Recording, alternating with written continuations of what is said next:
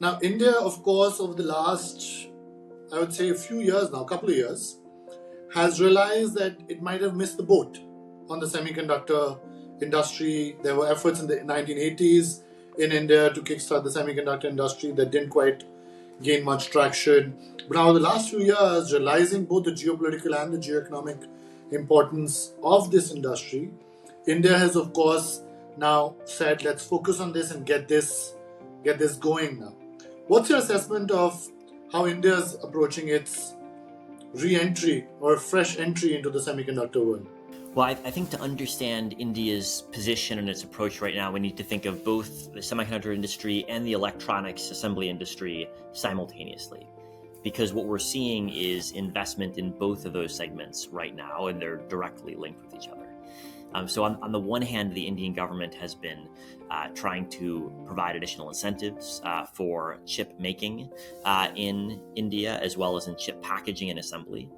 And one of the reasons why that's attractive to foreign firms to consider is because they also realize that India is growing as a location of device assembly, and therefore its demand for chips for phones or for PCs or for autos is also going to grow. And so there's a direct relationship between the growth in device assembly and demand growth for semiconductor package and test and semiconductor fabrication in India.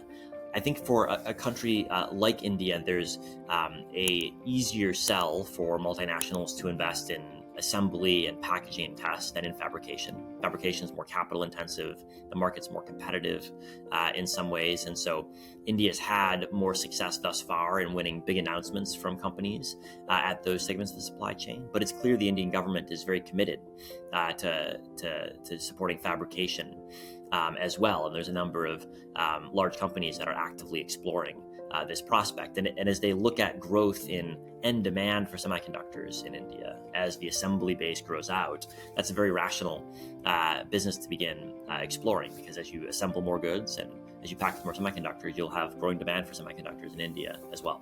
Yeah, it goes back to the question I'd asked you about, which of the three sectors in a way you would prioritize, and you'd mentioned business, use case, consumer demand.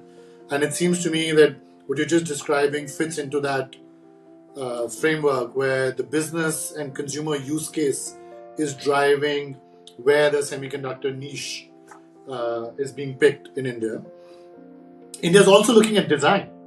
In addition to the assembly and packaging and the chip fabrication, which might come slightly later down the line, India is also looking at chip design. To your point earlier about if you have software design skill sets in the country, then of course chip design also becomes an attractive extension, if you will. Is that your sense as well, that India could become a key player in the chip design piece of the supply chain? Well, I think that is a real possibility, and in some ways it's already the case. I've heard it said that India has more chip designers than any other country in the world already.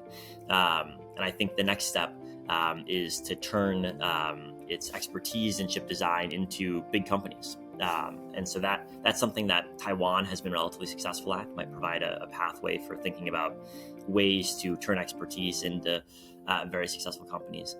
My sense is that the chip design ecosystem has gotten less government attention in India than fabrication and assembly. And that's true of many governments. Many governments think first about manufacturing and less about design. And I think governments need to think carefully about design because especially in a place like India, where there already is a comparative advantage with the software engineering expertise, chip design is not capital intensive. And therefore, it's much easier to start new businesses than in segments of the industry that require multiple billion of dollars in upfront costs. It's what you've called, I think, the fabless revolution. In a way, what the US was doing, as you were saying earlier, what the US was almost focusing on the fabless design piece. It's almost that strategy, that niche that could work well for India. I think that's right. And the challenge is going to be, right now, most Indian chip designers are chip designers that work at foreign firms. So most of the big US chip designers, for example, have big offices in India, MediaTek, other chip designers. And so the challenge is going to be finding segments of the industry where new firms can be created that will win substantial market share, because that's ultimately how you capture value in the chip design industry.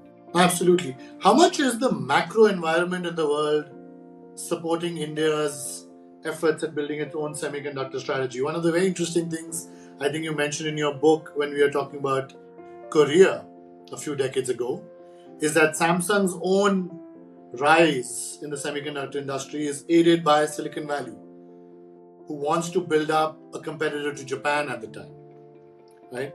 How much of this kind of macro geopolitical, geoeconomic rumblings that we are seeing in the world do you think will assist India's own rise in the semiconductor industry over the next decade or two? I think it's hugely important, and we've seen the U.S., Japan, Taiwan all increase their partnership with India in the tech space in particular.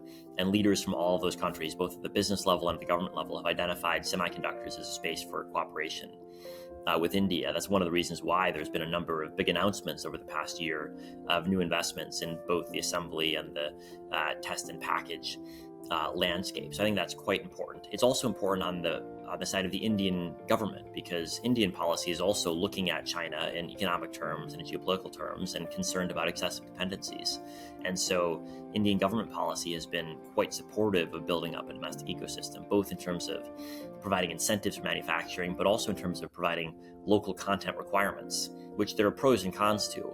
But one of the impacts is that it does provide more incentive for domestic manufacturing.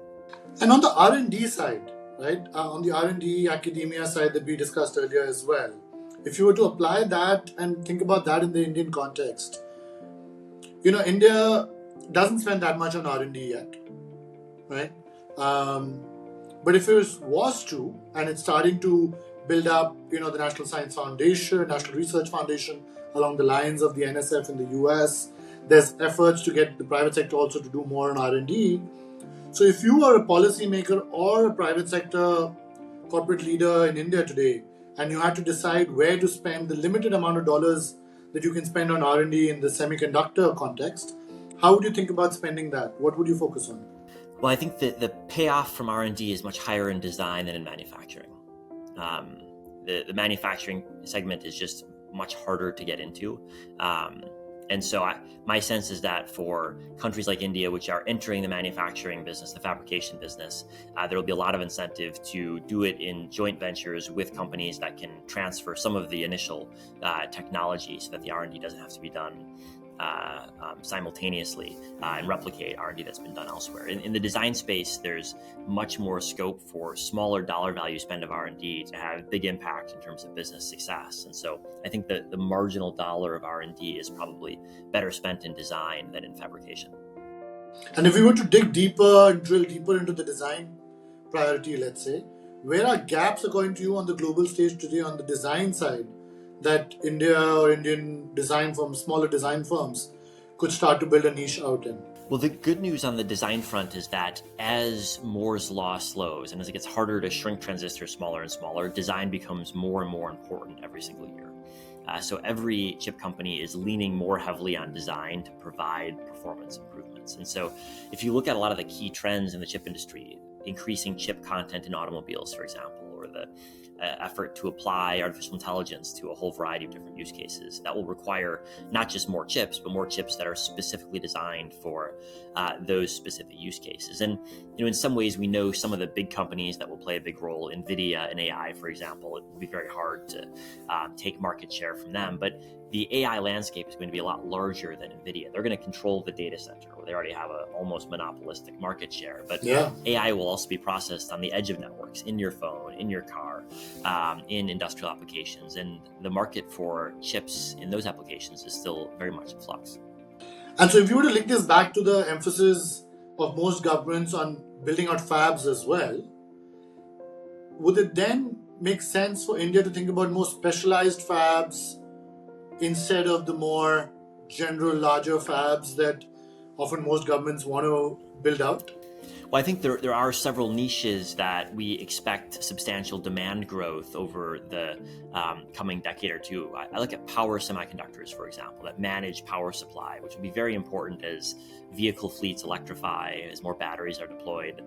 This is a sphere where we know demand is going to grow. We know new fabs need to be built. And especially insofar as there are local content requirements for cars and vehicles made in India, this would seem to be a place where there's a lot of scope for growth. So I do think specialty applications do make a lot of sense to look into. Absolutely.